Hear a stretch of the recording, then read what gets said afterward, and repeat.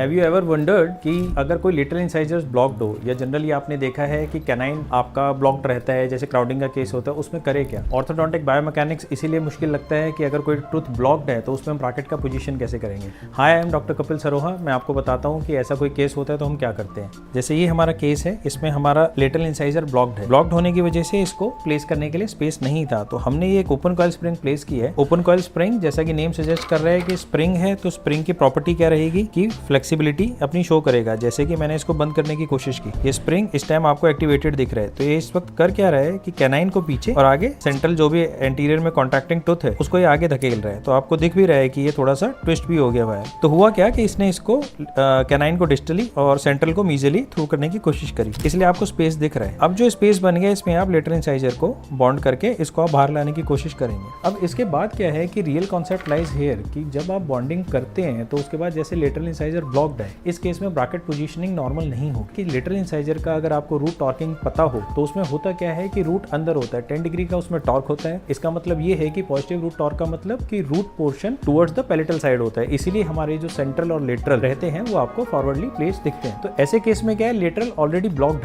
है, आप उसको बाहर लाना चाहते हैं। जैसे आप अपनी नाइटा वायर प्लेस करोगे, वो टूथ को टिल्ट करेगा बाहर की तरफ। तो फर्दर क्या करेगा, बिकॉज राउंड वायर में अनकंट्रोल टिपिंग होती है, उसमें आपका रूट पोजिशनिंग और फर्दर पैलेटली जाएगा। आप चाहते हो कि वो इतना फर्दर पैलेटली ना जाए, इस वजह से आप ब्रैकेट को इन्वर्ट कर दो। जैसे ही आपने ब्रैकेट को इन्वर्ट किया तो टॉर्क जो उसमें 10 डिग्री प्लस था, that will be become -10 degree. उससे वो रूट को बाहर की तरफ towards the labial surface throw करेगा। जब इसमें आप बॉन्डिंग करेंगे, अभी इनिशियली आप इसको बाहर लाने की कोशिश राउंड वायर पे करेंगे, उसमें तो आपका टॉर्किंग जाएगा टुवर्ड्स द पैलेट, मगर जब आप रेक्टेंगुलर वायर के ऊपर आओगे तब वो उसको धीरे धीरे करेक्ट करेगा। तो इस चीज़ का आपको ध्यान रखना है। इसमें साथ में एक चीज़ और है कि अब इसमें दो ऑप्शन हमारे पास है। फर्स्ट ऑप्शन इज कि अगर हम इस केस में एक जो एसएस वायर लगा हुआ है, ओपन कॉइल स्प्रिंग हमेशा एसएस पे लगता है, अगर आप उस एसएस वायर को हटा के एक ओवन टू नाइटा वायर प्लेस कर सकते हैं। दूसरा ऑप्शन है कि आप इसी वायर को लगे रहने दें, इसकी पीछे एक पिगी बैक वायर लगा दें। पिगी बैक वायर कैसे होता है मैं आपको दिखाता हूँ। इस केस में अगर आप स्पेसिंग को देखोगे तो यहाँ पे आपको सफिशिएंट अमाउंट ऑफ स्पेस दिख रहा है कि अगर मैं इस टूथ को बॉन्ड करूँ, मैं इसको सफिशिएंटली बाहर ला सकता हूँ, मगर यहाँ पे ये कैनाइन ऑलमोस्ट लिटरल को टच कर रहे हैं, तो यहाँ पे मेरे पास स्पेस नहीं है।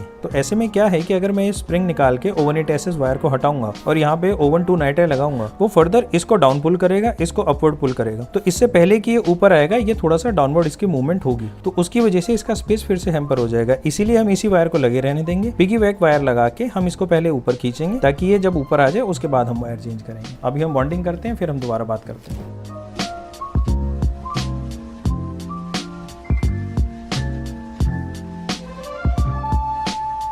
इसमें अब आप देखोगे कि ब्रैकेट पोजीशनिंग जो हम कर रहे हैं, ये हमने सेल्फ लाइगेटिंग ब्रैकेट्स लगाए हैं। सेल्फ लाइगेटिंग ब्रैकेट्स में आपको पता है कि जो क्लिप्स खुलती हैं वो हमेशा टुवर्ड्स द ओक्लूजल साइड खुलती है, क्योंकि जिंजाइवल ग्रोथ पीछे में स्पेस कम होता है, उसकी वजह से मुश्किल होता है। इस केस में हमने जो क्लिप है हमारी जो ओपन होगी, उसको हमने टुवर्ड्स द जिंजाइवल साइड रखा है ताकि इसका हम टॉर्क को रिवर्स कर सकें। ये जो इसका क्लिप है जो ओपन होने वाला है, ये हमारा ऊपर की तरफ है, जिससे कि हमने ब्रैकेट को रिवर्स कर दिया। दिस इज अ नाइटा वायर, इसकी फ्लेक्सिबिलिटी है, और ये ओवन 2 नाइटा वायर है। ये ओवन 2 नाइटा वायर का हम एक छोटा सा सेगमेंट लेंगे, उसके बाद हमें ब्रैकेट्स हमारे ओपन करने हैं। ये जैसे हमारा ब्रैकेट सिस्टम सारा लगा है, इसको मैंने ब्रैकेट को अपना ओपन कर लिया ताकि मैं अपने स्प्रिंग को फ्री कर सकूं।